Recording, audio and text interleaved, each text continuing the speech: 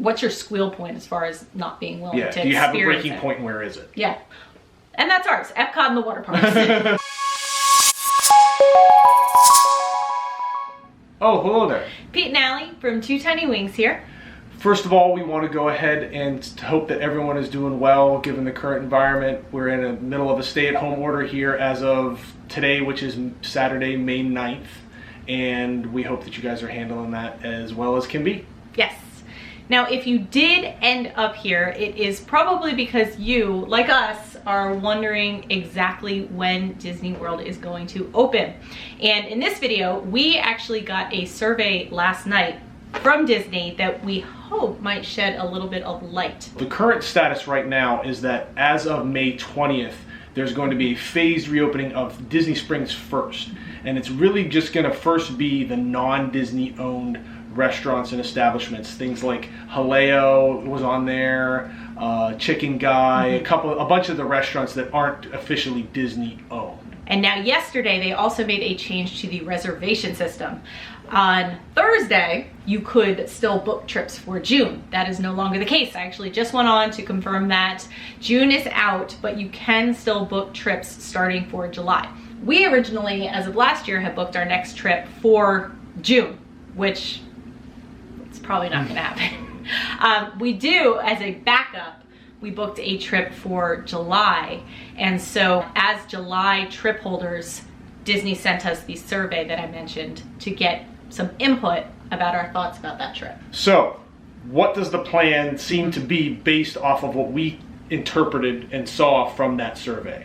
I think there were a couple of interesting questions which let us read the tea leaves.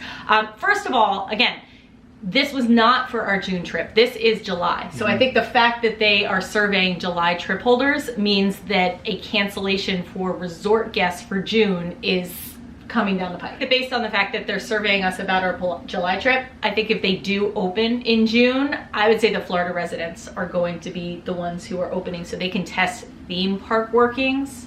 And then in July, resort guests will be the ones allowed in so they can test and implement the resort part of that. Here's why. First of all, one of the first questions was, how committed are you to taking your July trip?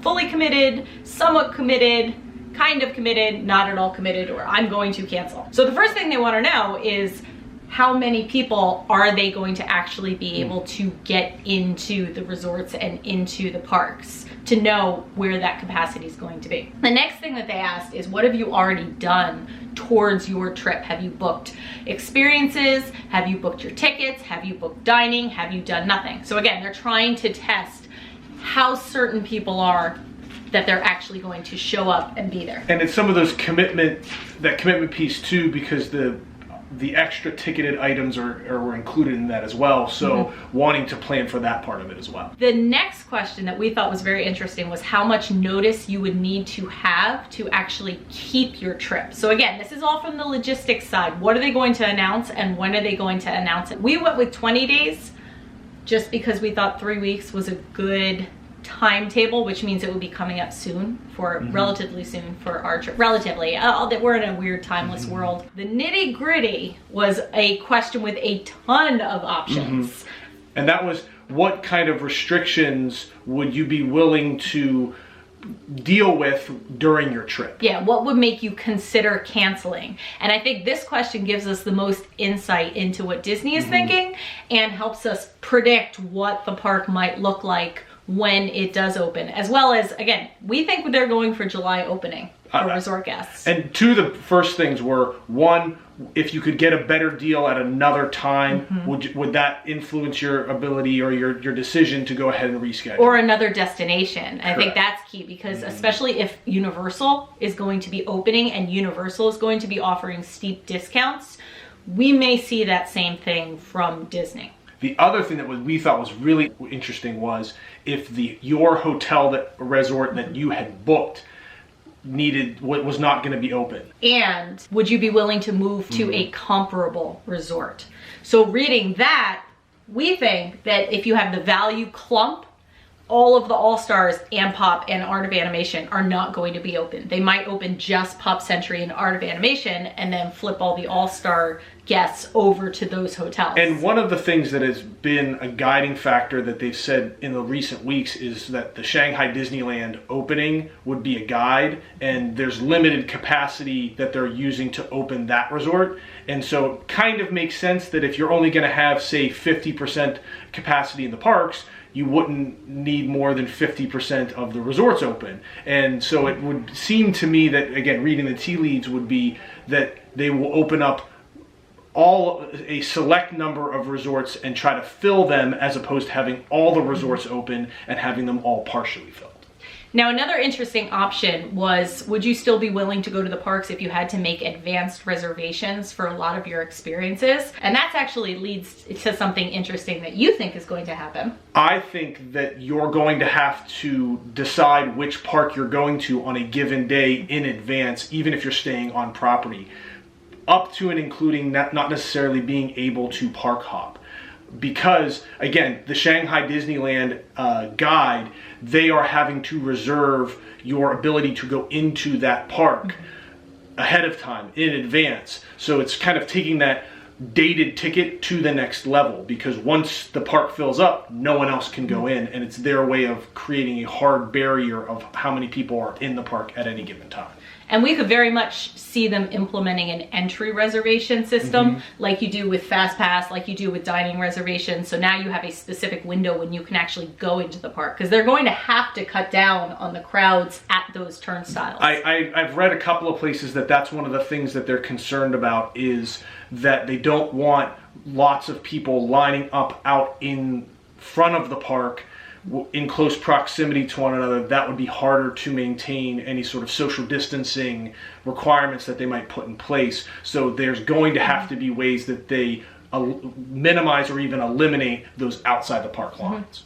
Now, the next option or group of things was, once you get into the park, limitations on what you can do actually at each theme park. And they asked if you would be willing to cancel your trip if there was limitations on the number of attractions available inside the theme parks and outside the theme parks. And if you answered yes, like we did, they would ask you, okay, so what would make you cancel your trip? We said two things. Number one, we would not like to see all of the e-ticket attractions closed. So that was part of our feedback. And then the other thing I said was, if only Epcot and the water parks were open, we probably would not end up keeping our trip. And I would say that was probably one of the hardest questions for us to answer, partly because we've been frequently enough that we've seen even the new things that some other guests might not want to miss. But also, it's almost that kind of thing where we would sit there and say, well, tell me what's going to be closed, and then I'll tell you whether or not I'm going to miss it. Right. So that was a really hard question to answer, I think. Yeah, thinking about, okay, what really are what's your squeal point as far as not being willing to experience it? Do you have a breaking point, and where is it? Yeah. And that's ours, Epcot and the water parks. So then the final questions were demographics. They want to know what's our visit frequency, who's in our party, that kind of thing. One of the interesting questions was they wanted to know if the current situation has financially impacted our family or not. And I think that leads into one of our takeaways. I wouldn't be surprised if they offer discounts for when they do open. I really wouldn't. We were originally going to stay at one resort for our July trip, and then we were able to find cheaper rooms at a different resort. So rooms are opening up when I've been looking. So I don't think discounts are out of the question. And again, the one thing that I had hypothesized after going through the survey as well, in that vein, was if they need to fill up the resorts, that there may be the ability where you may go to a different resort up to and including, hey, you were booked at the All-Stars, but we're going to put you into a moderate resort because that's the only one that's open, because it's in, I think, the frame of mind that they need to have the parks as filled as they can be.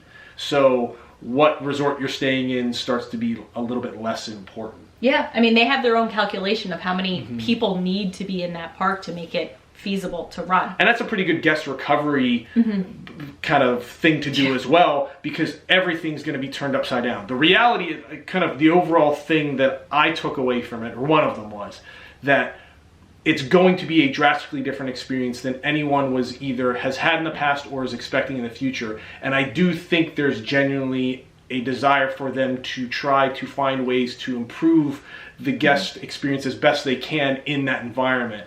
Yeah. Through the questions they were asking, which was good. And if it is reasonably safe to go, I mean, we're fully expecting masks, we're expecting hand sanitizer all over the place before and after rides. We have our own supplies. So that I think is the baseline that we're just assuming is going to be happening.